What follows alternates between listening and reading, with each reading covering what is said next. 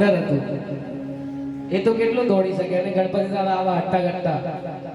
એની ઉપર બેસી જાય તો એ દોડી પણ ના શકે અને કાર્તિકેય ભગવાન પાસે શું હતું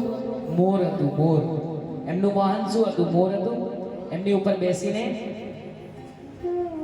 ફરથી એમ ઉડી ગયા કે એવું લાગ્યું કે એ પહેલા આવી જશે અને ગણપતિ દાદા તો અહીંયા ને અહીંયા ઊભા હતા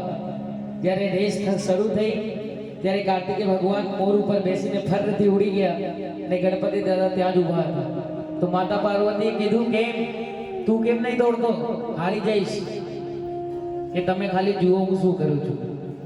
તો કાર્તિકેય ભગવાન પોતાના દિમાગથી આખા બ્રહ્માંડના ચક્કર લગાવવા માટે નીકળી ગયા પણ ગણપતિ દાદાએ શું કર્યું પોતાના માતા પિતાને જ રાઉન્ડ મારવા લાગ્યા ફરવા લાગ્યા એમની આગળ પાછળ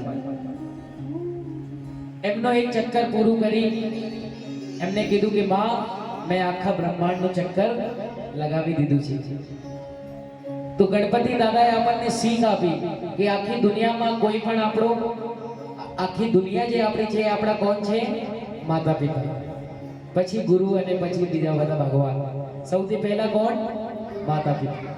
ત્યારે ગણપતિ દાદાને એવી માન્યતા મળી કે જાઓ આજથી દુનિયામાં સૌથી પહેલા તમને જ ભજવામાં આવશે જો તમે સૌથી પહેલા ના પૂજાવશો તો એ પૂજા પૂરી કરાવશે